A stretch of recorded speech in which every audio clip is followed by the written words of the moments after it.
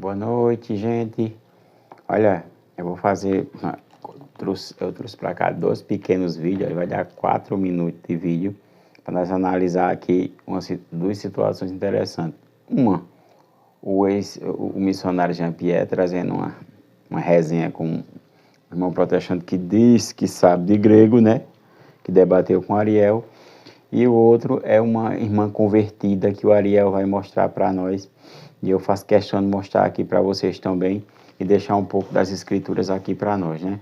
Para nós entendermos mais. Olha, um conselho para os irmãos protestantes, né? Você quer estudar, falar sobre a história da igreja, você tem que estudar, né? Se você não estudar, você vai estar nos comentários coisas que você basicamente não compreende, como por exemplo a igreja de Jesus foi fundada em Jerusalém, modo o encontro que teve no capítulo 15 de Atos dos Apóstolos em Jerusalém. Ora, essa igreja permaneceu lá?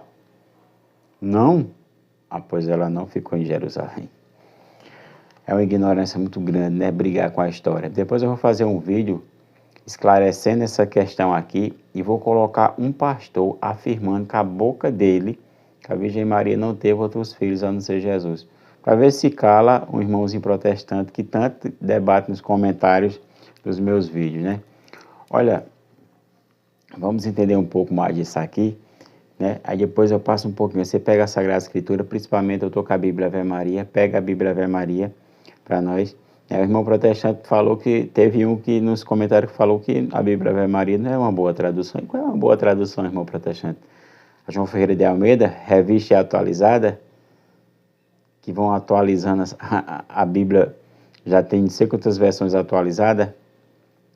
Não, já sei se a Bíblia Ave Maria não for boa para apologética, a João Ferreira de Almeida, que é atualizada constantemente, essa aqui não é, né? Porque tem falhas nas pronúncias, né? Olha, vamos lá, curta esse vídeo, se inscreva no canal. Vamos ver esse primeiro aqui, né? O protestante pode ir dormir sem passar vergonha. Ele tem o livre-arbítrio para dormir sem passar vergonha. O problema é que ele não consegue. Fala grego? Então, quando você for estudar grego, você mesmo vai ver o significado da palavra. Uma coisa que eu te recomendo, estude grego ao invés de ler comentários. Olha, ele quer ensinar um rapaz aqui o grego, aí o rapaz pergunta 2 palavrazinhas que vai ter um significado para entender melhor o grego, e ele não entende. E ele quer dar uma de professor de grego, olha só. Beleza, estuda pessoal? grego. Então, me fala a diferença entre o caso genitivo e o ablativo. Oi? Me fale a diferença entre o genitivo e o ablativo. Não entendi. A diferença entre o genitivo e o ablativo. E que isso tem a ver com o debate? Tu estuda grego? Eu não sou um expert em grego, mas eu pesquiso muito. Entendi. O protestante. Olha o padre Paulo Ricardo, vai dar uma risada. Esse corte ficou bem engraçado, né? Como é que a pessoa não entende aquilo? Basicamente, você busca a pronúncia de 2, 3 palavras, aí depois chega no debate e vai dizer que não estuda grego, mas faz muita pesquisa. Misericórdia, né? Já pensou, irmãos, se tu tivesse... O Ariel, ele é formado, né? Ele tem uma boa formação no hebraico, né? Mas ele não tem o grego. Ele deixou bem claro que não tem o grego. O irmão protestante vai e diz que não faço pesquisa. Ô, irmão, não faça isso não, pelo amor de Deus, passe vergonha não.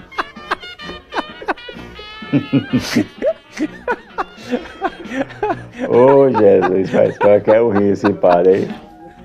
Padre Paulo Ricardo falando sobre que sabe falar 9 línguas, ou é 10, 9, você não tem nada, 9, 8, alguma coisa assim. Dá risada, né, de um camarada desse. Viu aí? Protestante não pode ver uma vergonha que já quer passar. O protestante pode ir dormir sem passar vergonha. Ele tem o livre-arbítrio para dormir sem passar vergonha. O problema é que ele não consegue. Fala grego? Olha, é interessante, né? O rapaz, ele quis debater com o Ariel, utilizou-se dessa falácia dele, mas depois dos seus próprios debates com outros apologistas, ele deixa bem claro que ele não entende bolhufas do grego, né? Alguma coisa muito pouco. Para entender alguma coisa muito pouco e querer debater, usando a ferramenta dessa linguagem, não seria legal, né? Vamos ver aqui agora, de fato, uma coisa legal, uma conversão de uma irmã que era protestante, se tornou católico, e aí eu vou passar um pouquinho do texto das escrituras depois, tá certo? Evangélica e por muito tempo eu segui uma igreja que eu não conhecia. Uma das coisas que mais mexeram comigo na minha caminhada de conversão foi olhar para a origem das igrejas. E quando eu perguntei quem fundou a minha, tudo. Olha, preste atenção, quem fundou a sua igreja, você que é protestante, vem comentar nos meus vídeos. Começa a mentalizar isso aí, começa irmãzinha fé, aí que você vai chegar num denominador comum, assim como nós, tá certo? Mudou. Eu fui voltando no tempo. Lutero não concordou com a Igreja Católica e fundou a Igreja Luterana. Calvino discordou de Lutero e criou a Presbiteriana. Henrique VIII queria se separar da esposa, rompeu com Roma e criou a Igreja Anglicana. E daí outras pessoas começaram a discordar também. Dos anglicanos surgiram os batistas, metodistas, adventistas, mormons, testemunhos de Jeová. Anos depois veio o movimento pentecostal. Depois o neopentecostal. Depois a Parede Preta e assim por diante. Onde cada novo líder criava sua própria denominação. Cada igreja com uma doutrina, com uma nova interpretação. Cada um com a sua imagem que ele consegue montar de Deus, mas não com aquilo que Jesus ensinou para os apóstolos. E eu comecei a pensar, era isso mesmo que Cristo queria? Milhares de igrejas com fé diferente? Jesus diz que todos sejam um como eu e o Pai somos um. Ele quer a unidade dos cristãos. Eu decidi ir mais fundo, buscar antes de Lutero. E aí eu cheguei em João capítulo 17, pesquisa aí que você vai encontrar na sua Bíblia Jesus clamando pela unidade dos cristãos. Constantino. Sempre me falaram que foi Constantino que fundou a Igreja Católica, mas isso me gerou muitas dúvidas, porque quando eu olhava antes de Constantino, já existia bispos, a sucessão apostólica, sacramentos, a comunhão dos santos. Aí eu Livro História Eclesiástica de Eusébio de Cesareia. Leia. Olha, no último vídeo eu indiquei o livro também de Eusébio de Cesareia. Já foi, os protestantes eles não param de se superar, né?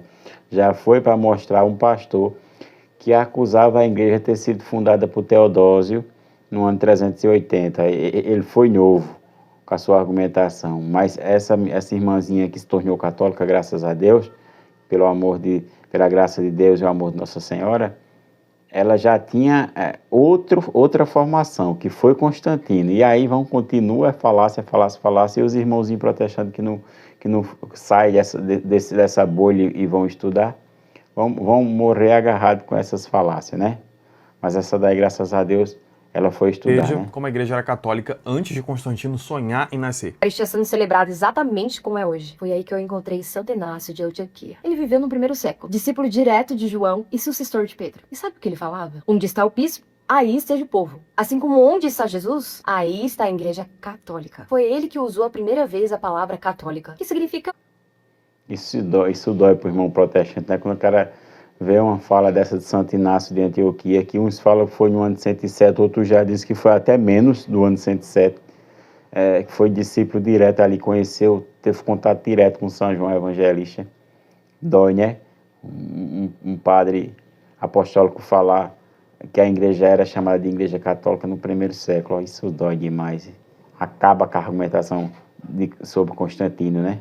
universal, para se referir a todas as comunidades cristãs, unidas na mesma fé e no mesmo espírito. Sob o mesmo líder, que é o Santo Padre, o Papa. E quando eu fui ainda mais fundo, foi aí que eu cheguei onde tudo começou. Simão fala: tu és o Cristo, o Filho do Deus vivo. E Jesus responde: tu és Pedro, e sobre Glória essa a Deus, pedra edificarei aleluia. a minha igreja. Foi aí que nasceu a Igreja de Cristo. A partir dessa verdade, os apóstolos começaram a anunciar esse evangelho, formando comunidades em Jerusalém, Corinto, Atenas, Tessalônica, Antioquia e Roma. E nessas comunidades, todas professando a mesma fé, o mesmo espírito, nasceu o que mais tarde Inácio chamava de Igreja Católica. Então, resumindo, quando eu busquei a origem da minha fé, eu percebi que a Igreja Protestante foi fundada a partir de rupturas por homens que, mesmo bem intencionados, se Aí já cada um...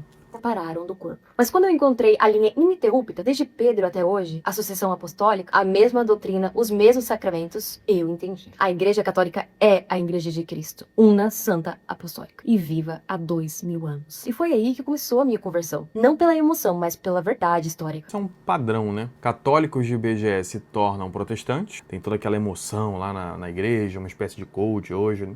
Enquanto que os protestantes e evangélicos que estudam se tornam católicos. Não é coincidência. Esse comentário de Ariel é sensacional, né? Uma grande massa dos católicos que se tornam protestantes são ignorantes na fé, mal catequizados ou com algum problema de saúde e vão buscar lá, acham que vão buscar uma possível cura, né? Por as propagandas enganosas dos pastores. Mas quando vem de lá para cá, o protestante se torna católico, sempre é um protestante que tem uma capacidade intelectual boa e ele vai buscar nas fontes e com essa capacidade intelectual boa, né? Ele com honestidade intelectual também, porque tem muitos que são inteligentes, mas não usam da honestidade, distorcem os fatos, né? E acaba que chega um denominador comum, que é a Igreja Católica Apostólica Romana. Vamos terminar A o vídeo, origem né? da minha fé, eu encontrei a origem da igreja. E nessa origem, Cristo fundou apenas uma. Amém. Eu era evangélica e por muito tempo eu Olha, vocês gostaram desse testemunho? Quando a moça fala, Cristo fundou apenas uma. Olha, esse impacta demais os irmãos protestantes que não lê patrística, né? E pega as escrituras e vão distorcer. O que essa jovem fez, o vídeo do Ariel é bem bacana, é basicamente aquilo que São Lucas, quando foi escrever o seu evangelho, ele fez. Estudou para poder escrever seu evangelho. Olha, no prólogo de Lucas vai dizer assim, no verso 1 do capítulo 1, ó, muitos empreenderam compor uma história dos acontecimentos que se realizaram entre nós. Aqui ele está afirmando, quando a gente vai estudar um pouquinho os pais da igreja, muitos quer dizer os livros chamados apócrifos, né? Lucas ele vai fazer diferente daquelas pessoas que tentaram escrever, né, mas de uma maneira desordenada e errada. Ele vai colocar como nolo transmitiram aqueles que foram desde o princípio testemunhas oculares que se tornaram ministros da palavra. Aquilo que São Pedro colocou lá em Atos dos Apóstolos, no capítulo 1. Somos testemunhas da ressurreição de Cristo. E é interessante que Lucas ele vai para o princípio, quer dizer, ele vai estudar o início dos acontecimentos, né? Também a mim me pareceu bem, depois de haver diligentemente investigado o que essa menina fez, né? Tudo desde o princípio, irmãos em protestante, escrevê-lo para ti segundo a ordem, excelentíssimo Teófilo, para que conheçais a solidez daqueles ensinamentos que tendes recebido. Olha só, para finalizar, eu peguei o prólogo de Lucas, que é do capítulo 1, verso do 1 ao 4, para mostrar que Lucas, para escrever seu evangelho, ele foi estudar desde o princípio as testemunhas oculares.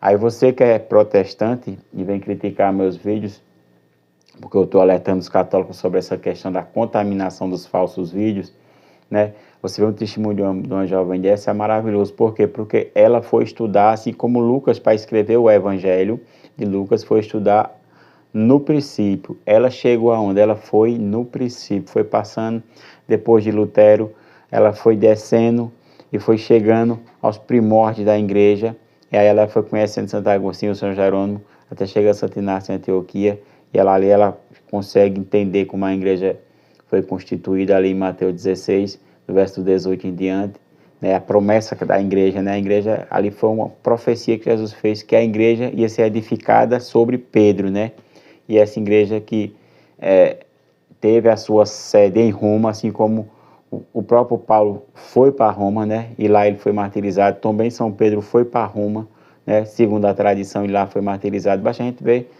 Santo Eusébio de Cesareia e Santo Irineu de Leão. Valeu, salve Maria, que viva Cristo Rei. Compartilhe esse vídeo, se inscreva no nosso canal, tá certo? Nós vamos fazer um vídeo especial para o irmãozinho protestante que está comentando nos vídeos, se não estou enganado é André, trazendo uma apologética mais completa para ele sobre a questão dos filhos da Virgem Maria. E eu trazendo um vídeo interessante, um próprio pastor, afirmando que a senhora não teve outros filhos, né? Isso é para o próximo vídeo, você curta esse aqui, se inscreva no canal. Olha, salve Maria, que viva Cristo Rei.